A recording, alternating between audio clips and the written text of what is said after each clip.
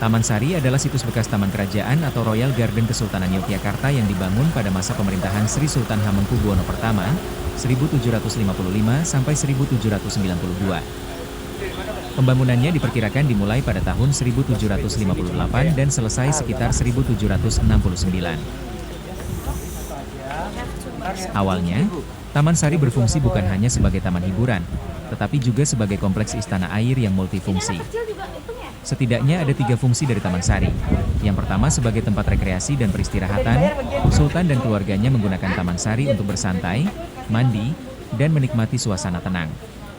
Kolam pemandian atau umbul Pasiraman adalah salah satu bagian yang paling terkenal. Yang kedua, Taman Sari juga berfungsi sebagai benteng pertahanan.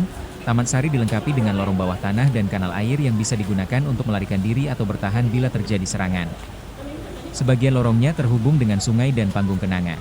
Yang ketiga, Taman Sari juga berfungsi sebagai tempat meditasi dan ibadah keluarga kerajaan. Beberapa bangunan seperti Sumur Gumuling berfungsi sebagai masjid bawah tanah sekaligus tempat menyepi sultan.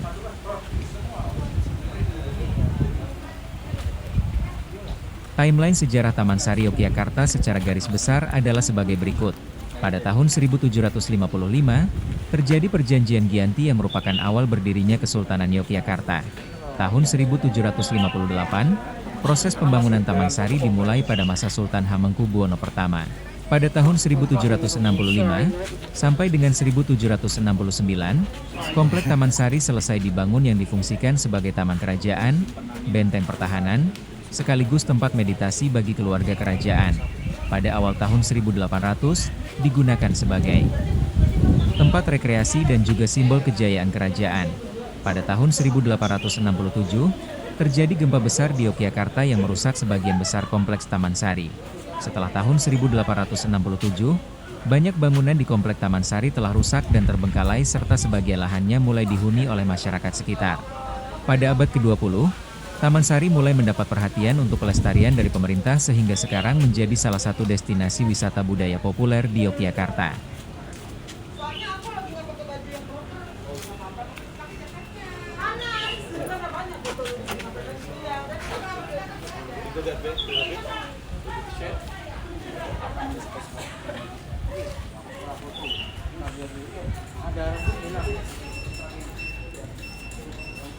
Oke.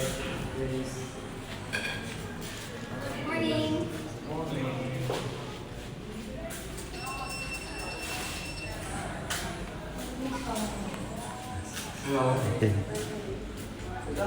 Kompleks Taman Sari dulunya sangat luas sekitar 10 hektare dengan memiliki 57 bangunan. Namun sebagian besar kini sudah rusak. Struktur bangunan penting Taman Sari terdiri dari Umbul Binangun, berupa kolam pemandian Sultan, Permaisuri, dan Putri Keraton.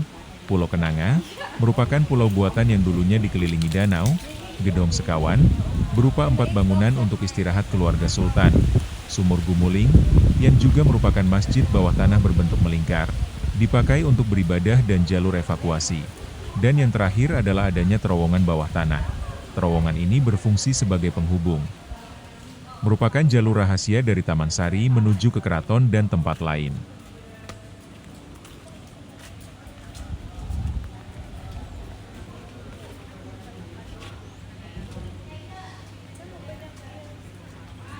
Kondisi sekarang Taman Sari setelah terjadi gempa besar 1867, banyak bagian Taman Sari hancur. Kini hanya sebagian yang masih terawat, terutama area kolam pemandian dan sumur Gumuling. Sekarang Taman Sari menjadi salah satu destinasi wisata sejarah dan budaya utama di Yogyakarta. Sering juga dipakai sebagai tempat foto pre-wedding maupun syuting film.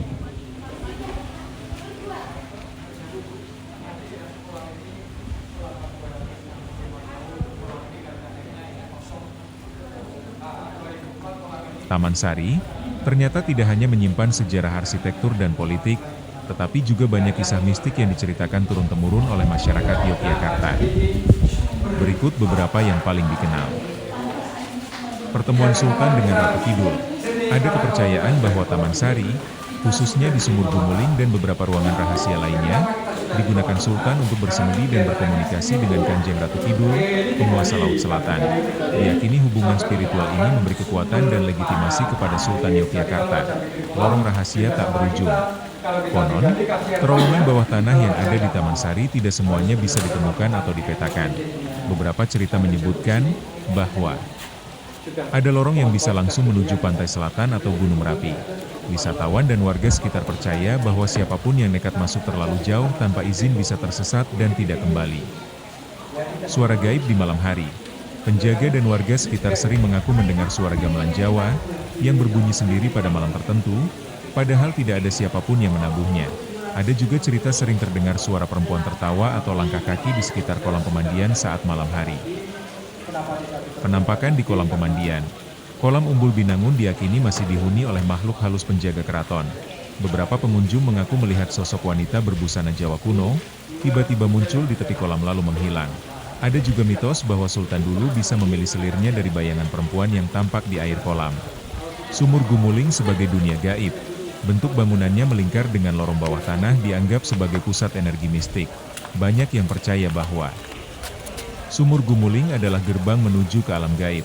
Sebagian orang yang mencoba meditasi di sana mengaku merasakan suasana berat, mencekam, dan kadang melihat penampakan. Pulau Kenanga, yang dulunya pulau buatan dikelilingi danau, diyakini memiliki penunggu gaib berupa naga besar atau siluman. Kisah turun-temurun menyebutkan naga ini adalah penjaga wilayah keraton dari serangan musuh, baik manusia maupun makhluk halus.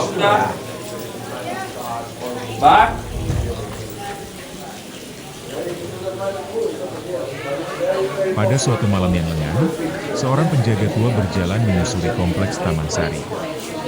Angin malam berhembus lembut, membawa aroma bunga kenanga dari halaman yang mulai sepi. Di kejauhan, cahaya bulan jatuh tepat di atas Umbul Binangun, kolam pemandian Sultan yang kini sunyi.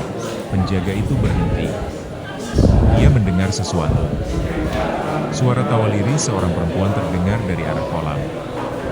Awalnya samar, lalu semakin jelas, seperti sedang menggoda. Dengan langkah gemetar, ia mendekat. Air kolam yang biasanya tenang tampak beriak. Dari pantulan bulan, terlihat bayangan seorang wanita berbusana kebaya hijau sedang duduk di tepian kolam. Rambutnya panjang menjuntai, wajahnya samar. Saat penjaga itu berusaha memastikan, wanita itu tiba-tiba menoleh dengan mata berkilat, lalu menghilang begitu saja ke dalam air. Ketika ia terdiam, suara gamelan Jawa terdengar sayup-sayup dari arah Sumur Gumuling. Suara kendang, sitar, dan gong bergema, padahal tempat itu sudah lama kosong. Penjaga hanya bisa merapal doa, karena ia tahu, malam itu para leluhur dan penunggu gaib Taman Sari sedang berkumpul. Sejak malam itu, ia tak pernah berani berjalan sendirian melewati kolam setelah tengah malam. Konon, siapapun yang melihat wanita berbusana hijau di kolam pemandian, diyakini sedang mendapat tanda dari Kanjeng Ratu Kidul sendiri. Oke, ragazzi, andiamo. Bertahun-tahun lalu, sekelompok pemuda nekat masuk ke terowongan bawah tanah Taman Sari. Mereka penasaran dengan cerita orang-orang tua, bahwa lorong itu bisa membawa siapapun langsung ke laut selatan. Bahkan ada yang berkata bisa tembus hingga Gunung Merapi. Awalnya, perjalanan mereka terasa biasa. Dinding batu basah, udara pengap, dan cahaya lampu senter berpantulan di genangan air. Namun semakin jauh melangkah, lorong itu terasa terlalu jauh. Salah seorang pemuda mulai resah, ia berkata, "Sepertinya kita sudah terlalu jauh. Ayo kembali." Namun ketika mereka mencoba berbalik arah, jalan yang tadi dilalui sudah tidak sama lagi. Lorong bercabang, berputar, dan berubah bentuk. Seakan-akan mereka dipermainkan oleh sesuatu yang tak kasat mata. Tiba-tiba, dari kejauhan terdengar suara gamelan berpadu dengan suara ombak menghantam karang. Udara berubah lembab dan asin, seperti berada di tepi laut. Salah satu dari mereka mengaku melihat cahaya hijau berkilau di ujung lorong, seperti bayangan sosok wanita bermahkota. Panik, mereka berlari. Hanya 3 orang yang berhasil keluar dengan selamat ke permukaan. Namun 1 orang hilang, tak pernah ditemukan, meskipun lorong itu telah dicari berkali-kali. Orang-orang percaya, ia tersesat ke alam gaib Taman Sari, mungkin dibawa oleh penguasa Laut Selatan. Hingga kini, lorong-lorong rahasia itu tetap menyimpan misteri. Dan banyak orang memilih tidak menantangnya lagi setelah gelap. Kisah mistik lain di Taman Sari, bayangan di sumur Gumuling. Di masjid bawah tanah ini, pengunjung kadang melihat bayangan orang salat berjamaah padahal tempatnya kosong. Ada pula yang mendengar suara imam membaca doa, namun saat dicari tidak ada seorang pun. Konon, itu adalah jamaah gaib yang menjaga tempat suci tersebut, pintu yang hilang dan muncul kembali. Beberapa peneliti dan wisatawan mengaku pernah menemukan pintu atau lorong baru yang tidak ada di peta bangunan. Namun ketika mereka kembali keesokan harinya, pintu itu sudah hilang, hanya tembok polos yang tersisa. Masyarakat percaya bahwa alam gaib Taman Sari bisa menampakkan atau menyembunyikan pintu sesuai kehendak para penunggunya. Penampakan prajurit keraton, pada malam tertentu, terutama menjelang bulan penuh, ada cerita munculnya barisan prajurit keraton lengkap dengan tombak dan pakaian tradisional berjalan di sekitar Pulau Kenanga. Mereka berjalan dalam diam, lalu hilang di balik kabut tipis. Orang Jawa menyebutnya sebagai pasukan lelembut yang masih setia menjaga keraton meski sudah wafat. Misteri aroma kenanga, banyak pengunjung mencium aroma bunga kenanga yang sangat kuat di tempat tertentu, terutama di dekat reruntuhan atau kolam. Padahal tidak ada pohon kenanga di sana. Konon, itu tanda kehadiran makhluk halus perempuan yang sering menampakkan diri dengan wangi bunga. Kolam yang menarik jiwa. Ada mitos bahwa air kolam di Umbul Binangun memiliki daya tarik gaib. Orang yang menatap terlalu lama ke permukaan air bisa merasa ditarik masuk ke dalamnya.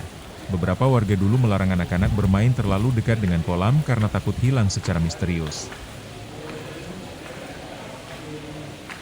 Cerita mistik seperti yang ada di Taman Sari memang menarik, tapi lebih dari sekadar kisah horor, ada banyak pesan dan hikmah yang bisa kita ambil untuk pemirsa adalah 1. Menghargai warisan budaya. Cerita mistik membuat kita sadar bahwa bangunan tua bukan sekadar batu dan dinding, melainkan menyimpan sejarah, doa, dan jejak kehidupan masa lalu. Kita jadi lebih menghargai peninggalan budaya agar tidak hilang ditelan zaman. 2. Kekuatan spiritual dan kepercayaan leluhur, kisah Ratu Kidul, suara gaib, atau lorong rahasia mencerminkan bahwa leluhur Jawa memandang kehidupan tidak hanya sebatas dunia nyata, tapi juga terhubung dengan dunia spiritual. Ini mengajarkan kita untuk menghormati kepercayaan yang sudah ada turun-temurun. 3. Kebijaksanaan dan kerendahan hati. Masyarakat Jawa sering berkata, urip iku mung mampir ngombe atau hidup hanya singgah sebentar. Cerita mistik membuat kita lebih rendah hati, tidak sombong, dan selalu ingat ada kekuatan yang lebih besar dari diri kita. 4. Pelajaran tentang keberanian dan kehati-hatian. Kisah lorong gaib atau kolam yang menarik jiwa memberi pesan. Jangan terlalu nekat hanya karena rasa penasaran. Kehidupan tidak hanya butuh keberanian, tapi juga kehati-hatian dalam langkah. 5. Menjaga alam dan lingkungan. Aura mistik Taman Sari juga lekat dengan unsur alam. Air, bunga kenanga, suara gamelan yang menyatu dengan angin. Semua itu mengingatkan kita bahwa alam bukan hanya sumber daya, tapi juga tempat bersemayam kehidupan yang harus dijaga. 6. Nilai seni dan simbolisme. Arsitektur Taman Sari dengan kolam, sumur, dan terowongan punya filosofi dalam. Keseimbangan hidup, hubungan manusia dengan Tuhan, alam, dan sesama. Cerita mistik membuat kita lebih mudah merenungkan simbolisme itu. Jadi, hikmahnya, cerita mistik bukan sekadar horor, tapi cara leluhur menyampaikan nilai tentang kehormatan, keseimbangan, dan penghormatan pada yang tak terlihat.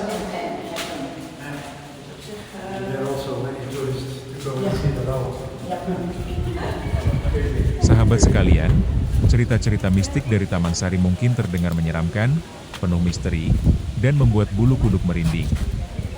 Namun di balik itu semua, ada pesan yang lebih dalam, bahwa tempat ini bukan hanya peninggalan sejarah, tapi juga ruang di mana manusia, alam, dan dunia gaib pernah menyatu dalam harmoni. Melalui kisah-kisah itu, kita diajak untuk lebih menghargai warisan leluhur, menjaga alam sekitar, serta menyadari bahwa hidup tidak hanya tentang apa yang bisa kita lihat, tapi juga tentang apa yang tak kasat mata, nilai, doa, dan energi yang masih hidup hingga hari ini. Semoga ketika meninggalkan Taman Sari, kita tidak hanya membawa rasa kagum atau rasa takut, tetapi juga membawa rasa hormat dan kebijaksanaan, bahwa setiap tempat, setiap cerita, selalu mengandung pelajaran untuk kita jalani dalam kehidupan. Dari balik dinding tua dan lorong rahasia Taman Sari, kita belajar bahwa setiap tempat menyimpan cerita, bukan sekadar mistik, tapi juga pesan tentang kehidupan, keseimbangan, dan penghormatan pada leluhur.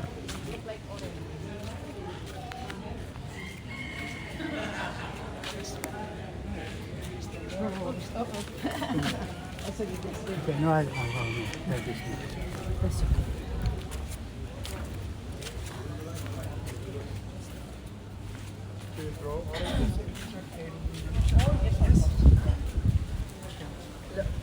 We thought it was two.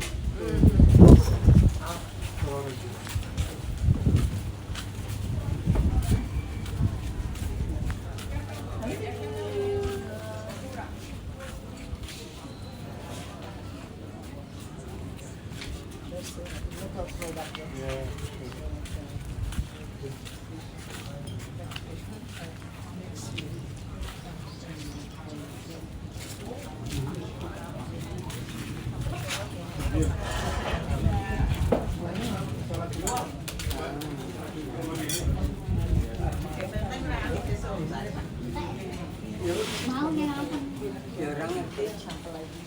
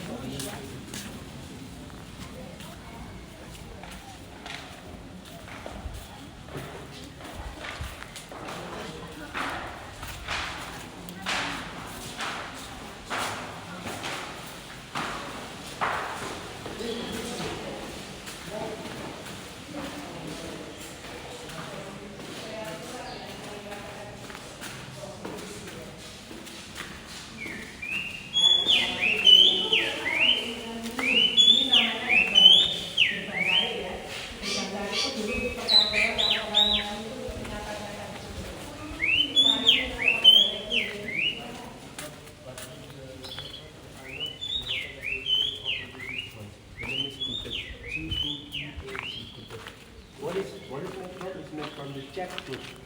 Oh, not jackfruit. Jackfruit, they boil it for 3 by 24 hours until the compounds of the food gets soft. Right? After that, they stir it out and then they cook on chicken.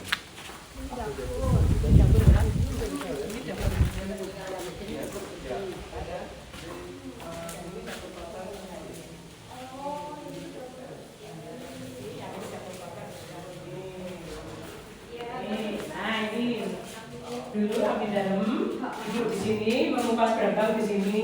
Oh iya. Untuk mengupas itu mas, untuk mengupas ini. Rewang-rewang gitu ya Bu ya. Mengupas berambang. Itu nggak sebelahnya nih? Cuma untuk menyuci ini. Oh. Tempatnya. Asah-asah. Asah-asah terus masaknya di sini itu ada rokoknya mas. Masuk. Lalu. Oh ini tunggunya sini gitu ya Bu? Iya. Ini masak-masaknya.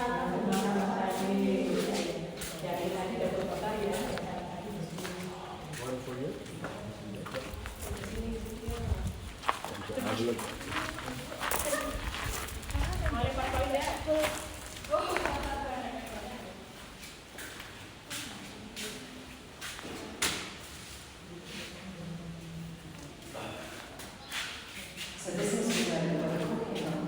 So that's the place how they cook it, and this is the place how they prepare it. All the preparation is here. Preparation day, is this the cooking? Yeah. This is new building because of the equipment times. This book. So what is everything built of? Is it brick? It was all brick and it was designed by Portuguese men. Yeah, it looks like normally brick. Yeah, bigger.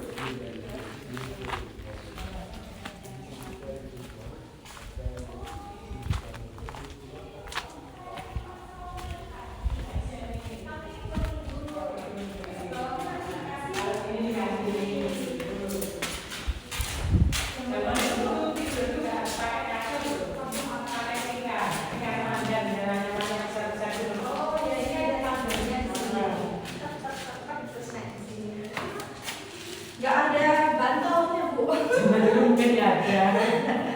Ya, masih ini.